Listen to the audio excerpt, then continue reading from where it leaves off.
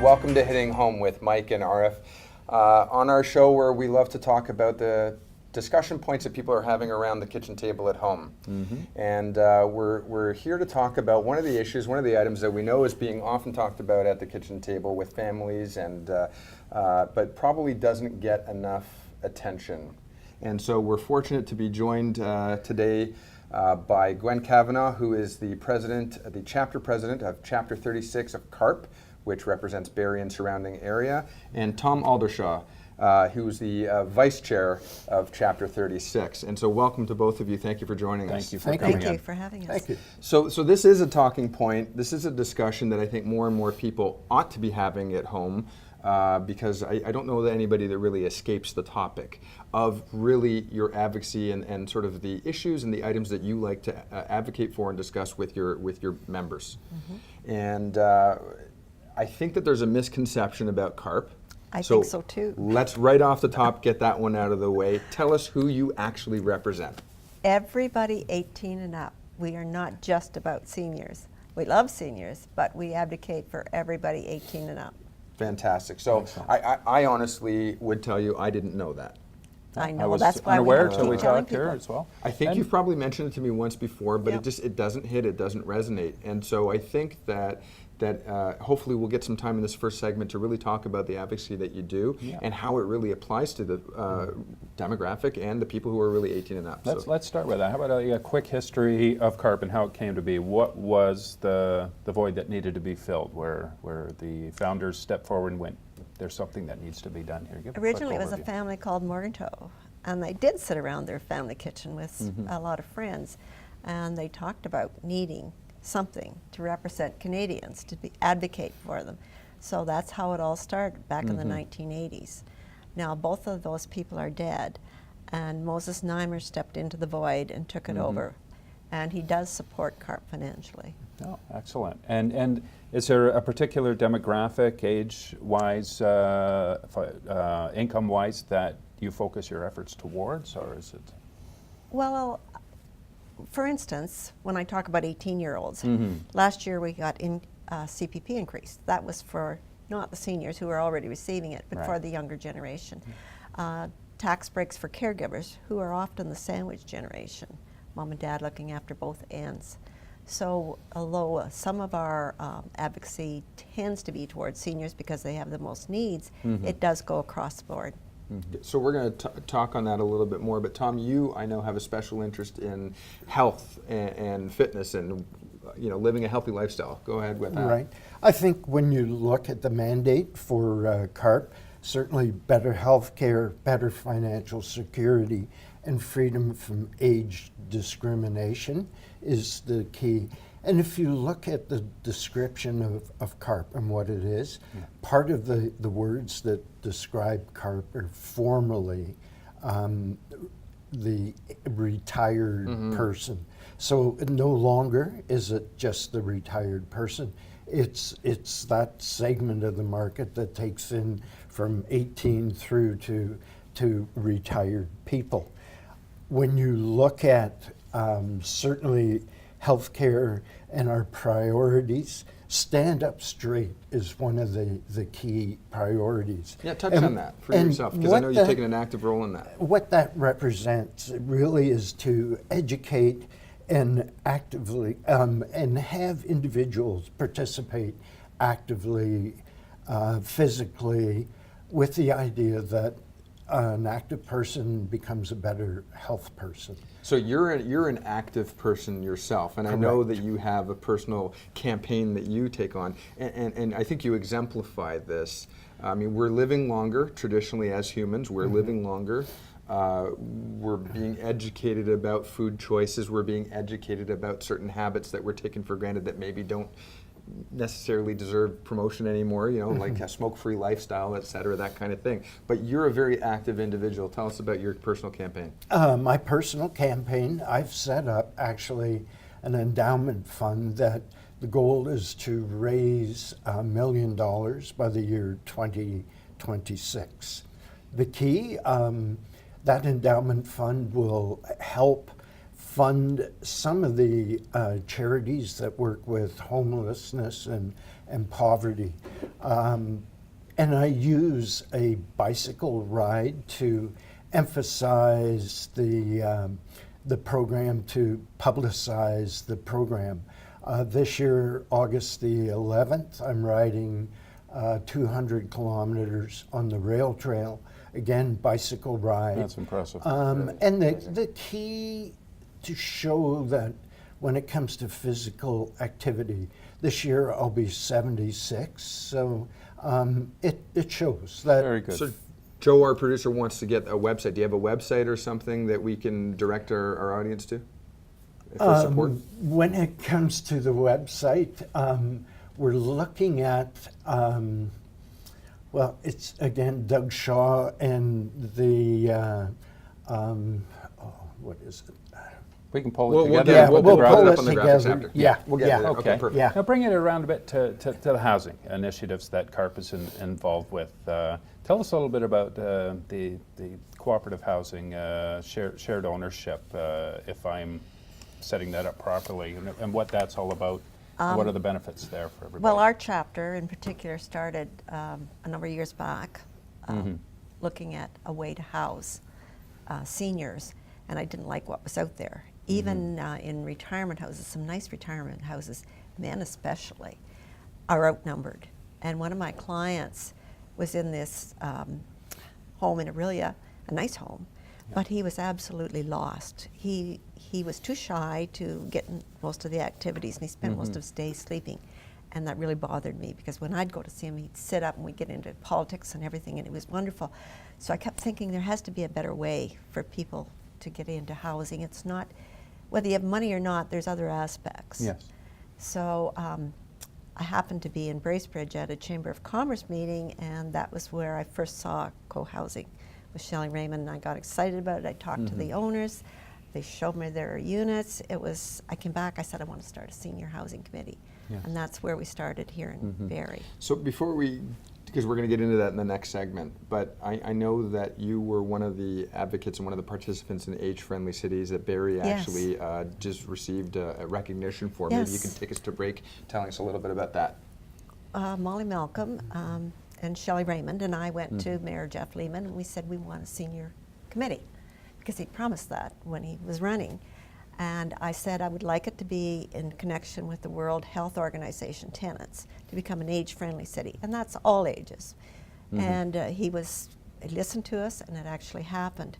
So recently, Barrie actually got the commendation, and I was able to hand the award to Mayor Lehman last week at the council meeting. So now Barrie received the recognition as being an age-friendly city or an age-friendly community, but it wasn't Barrie that did it. It was the collective efforts of so many different community members and stakeholders. yes. So tell us about that. Yes. We've got 30 seconds.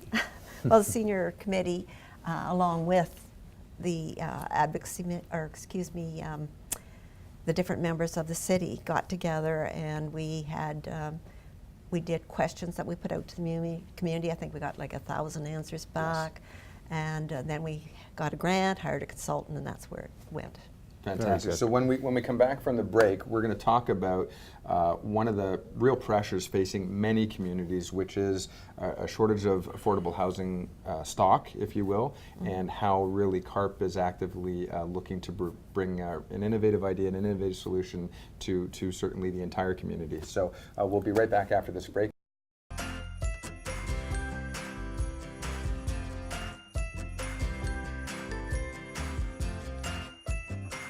And welcome back to Hitting Home with Mike Montague and Arif Khan. And we're here, we're thankful to be joined by Gwen Kavanagh, who's the president of CARP Chapter 36, and Tom Aldershaw, who's the vice chair. Thank you again for being here with us. Our pleasure. We're talking about, first and foremost, taking care of that misconception that CARP does not just represent the seniors population. You represent everybody from 18 years and above. Absolutely. But you do have some priorities, and obviously some natural, natural issues rise to the surface. And one of the things that we've been talking about addressing as a city in Barrie, particularly, but certainly not exclusive to us, is obviously affordable housing, the availability of affordable housing, how different communities have addressed it. And one of them has been to introduce the idea of second suite legislation, making giving homeowners the ability to rent out a room, for example, but also actually building purpose-built affordable housing stock. One of the questions... Affordable and suitable. Affordable and suitable. Yeah. And so it's also important that we don't just say, well, the services are required for people who are of a specific income bracket. Really, it's if you're an empty nester and you no longer need a 2,000 square foot home, what are your options? And I think that that's one of the things that that really have become a prevalent topic of conversation. How can people age in place? Do you have to go into a care facility? Do you have to go into a nursing home? And so it shouldn't be your only option. Yeah. So it seems it is the next step. Well, for one thing, if you can't afford to go into a retirement home, you have to have other options. Yes. And also, if you need to go into long-term homes, there's a long years of waiting list. Yes. So we have to come up with some other innovative solutions. And it's not just motivated by income or lack thereof. All seniors who are looking no longer can handle or want to handle a larger home. They're empty nesters. There's opportunity through your projects for them as well, is there not? Yes, our particular chapter focused on co-housing as one solution. Not for everybody, but will work really well for a lot of people. Yes. And we either rebuild an existing home or a new build into anywhere from 4 to 6 suites. Okay. So an individual would buy in. At this point, we don't have rentals yet, but at this point you would buy into a suite which consists of a bedroom, bathroom, and sitting room. And because there's one kitchen, you can build in any residential neighborhood. So they still have privacy. Shared Their facilities suite can be listed on MLS if they do need to sell it or they pass on. It does away with isolation, elder abuse. They eat better. They have a social family. It just works, and they share all the expenses. The economies of scale. Yes, 5 or 6. all the people sharing. utilities. A fund for repairs and maintenance. And services that are geared towards seniors, perhaps. And yes, depending on the level of care, because there's different levels, if they do have to have people come in, they share that expense. So if they're paying $20 an hour to somebody and it's split 5 ways, it's actually $4 an hour. Plus there's peace of mind within that setup as well for families to know that dad or mom they can have a group of quit being people a around them. They're not caregiver alone. and become family again. Become Exactly. family again. Isn't that amazing? That's Yeah. liberating. So just one of the quick questions though, how long is that waiting list on average, by the way, if you were looking to get into a care facility? Do you have any? If it's a nursing on the home, facility, it's like yeah. 8 to 10 years, honestly. book Unless you can now. afford to pay private. Yes. It's ridiculous. I have a client And even at that, it's whose still husband needs 2 years. crucial care, and they told them at least 7 or 8 months, and that's crucial. Yeah. So one of the things that you touched on, by the way, it's not a life lease, it's not rental, it's home ownership. Yes. So you have the ability, theoretically, if you live somewhere, if you have your own home, to sell your home, take whatever equity, and you can buy into this co-ownership. And it's very common, by the way. Speak to your lawyer, obviously, about the details about that, but it's tenants in common. It's nothing new. No, it's tenants in common. My wife and I own our home, and we have a choice of joint tenancy or tenants in common, and both are normal. So this is tenants in common. So you're buying into 1/6 of this home as a co-owner. Yes, or in this particular instance, the house we've got on the go right now, it's 1/5. 1/5, excuse me, 1/5 of. All right. Yes. Terrific. And so you said, because there's only one common kitchen, you're not outside any zoning laws, you're not No. outside you don't need any special provisions. No, Fantastic. Okay. no. So they might be like the Golden Girls, for those of you who remember it, where they just share a house. There's a lot of women in their 50s and 60s who love the idea because they can pick up and travel anytime they want. Just go. And it cuts their expenses, so they have the money to travel. A lot of seniors, they should be thinking ahead. They shouldn't wait until something forces them, because there aren't all the facilities out there. They think with the way things are going, it's not good. So I would suggest everybody pre-think their arrangements. Don't wait until you're forced into it and somebody else is making the decisions And you can for see, you. you can see far more details if you go to the CARP website, which we'll put that on the Yes, screen as actually, well. it would be Solterra's website where you get all the That's information. one of the projects that's coming up. That's that this they're current involved with. active Current house that you're one is working 32 Yeah. Capilano Court. It's a lovely neighborhood, close to Yeah. everything, and 5 great suites. Now, will CARP be actively involved after all units or shares of the ownership are sold? So Do you it's a estimate- private investor, Yeah. because we are advocating for it. We are Right. volunteers, we don't have any money. Okay. Okay, I just want to make that clear. But we spent a long time looking for the right investor, somebody who wasn't, well, I'm sorry, but greedy, Yeah. because we want this to be good for everybody. Yeah. And so this is the first house in Barrie with this investor, and I hope if it goes well, he'll do like 5 or 6 a year. Very good. So down the road, there's 5, 6 people, equal shares in the home. It needs servicing, a new roof, a new furnace. All parties share in that. What if there is it like a condo? Is it dispute? Exactly like a condo. Is there a resolution process or a way Yes, that so keeps things on there's- track? Because yes. with 6 people, you always have to prepare I for. think what makes it work is the fact that there is stewardship, for one word. So everybody will get a monthly statement, their families can be there, of all the expenses, and there's a certain amount is set aside every month for repairs and maintenance, just like you would with a condo. And if there's a problem, if there's a tiff or whatever, then it's solved. Nothing is allowed to build. I know in Shelley's case, her father was really upset because other people were using his coffee mugs, so she just went out and bought all new mugs exactly the same. So tell me more though. Let me sorry to cut you off, but tell me more specifically about the interview process or the qualification process, just to make sure that these 5 folks who are never lived together before are now about to live together. What's the process in mind so that residents know it's going to be a good fit? Ensuring compatibility Yeah. amongst everyone, as Tom was saying. Yeah. So you're going to sit down with the person and their family, and there's 150 questions. It takes a while to go through 150 questions, but it really gives a good idea of who that person is, what level of care they need, what their habits are, you Yeah. know, because you want to put They can be people sharing the together home. that will Yeah. enjoy one another. So you've got an interview, like question and answer. There's an in-home Yes. interview to meet the people in their Yes. current living conditions And and know what with they're the like. family, because they want the family to agree and support it Got as it. well. Very important. And then lastly, if you're replacing someone who was living there before, you said something about a try before you buy. Yes, so there's a 3-month deal. So you would come in on a rental for 3 months. That gives you a chance to decide whether you want to live like that or with these people. And the owners, the other owners, also then have to approve you. So try before you buy works both ways. Perfect. So when we come Excellent. back from the break, we're going to talk about some CARP initiatives that you've got going on. You've got a political action committee that I am interested in, obviously, and we're going to talk about actually a couple events that you have coming up Great. very shortly. So yeah, we'll be Great. right back.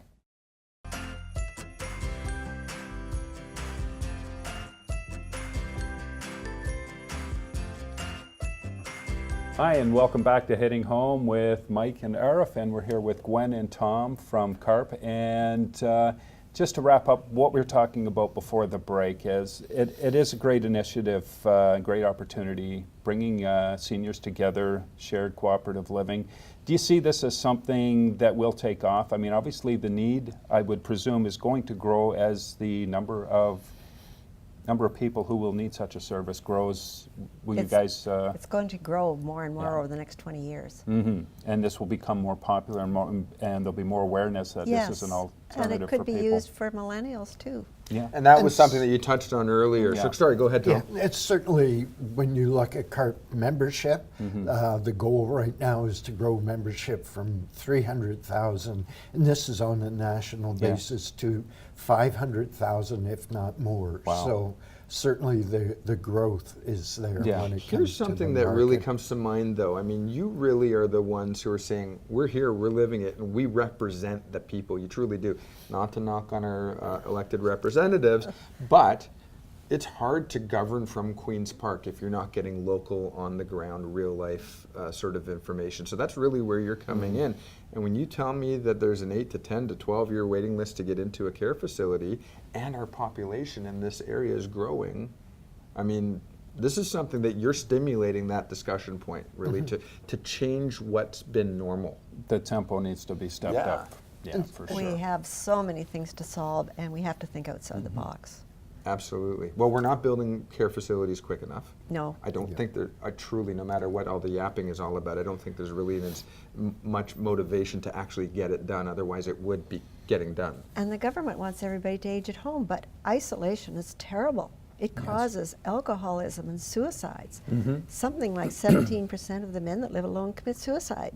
That's stats. And just general health. So this is an initiative, Deteriorates. though, where you're changing the idea of what home looks like. Yes. And you mentioned a really good point, actually. You're also, by this initiative, you're allowing family members to stop being just caregivers and go back to being family members. Right.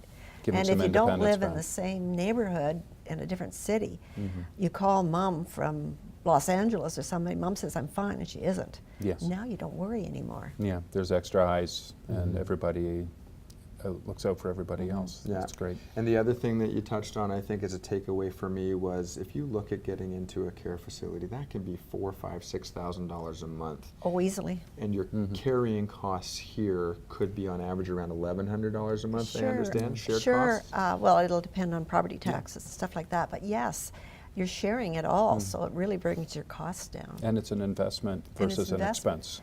Right. So yes. you're still on the real estate ladder. Yes, exactly. And if you run out of money in one of those homes, you're shown the door. Yeah, Here, if you run out of money, at least you still got real estate you to have sell. some options. So when you do change ownership, whether it's because someone's passed on or they've decided to move elsewhere, they're actually able to sell for fair market value at a Yes, proportion. MLS listing. Excellent. Wow, terrific. Let's so go into 20. again, you know, I can see. I don't think the need is going to decrease. I think the need's just going to exponentially grow for your group and what you do, and for any additional groups that come into. Because as you say, there's a void there that needs to be filled. There's a lot that needs to be done. So maybe tell us a little bit about what's happening in 2018 with CARP. Certainly when it comes to the priorities in CARP, and there are so many issues, what CARP does now is select priorities for the year. And I think the key with the advocacy issues is the federal government, municipal government listens to what CARP has to say.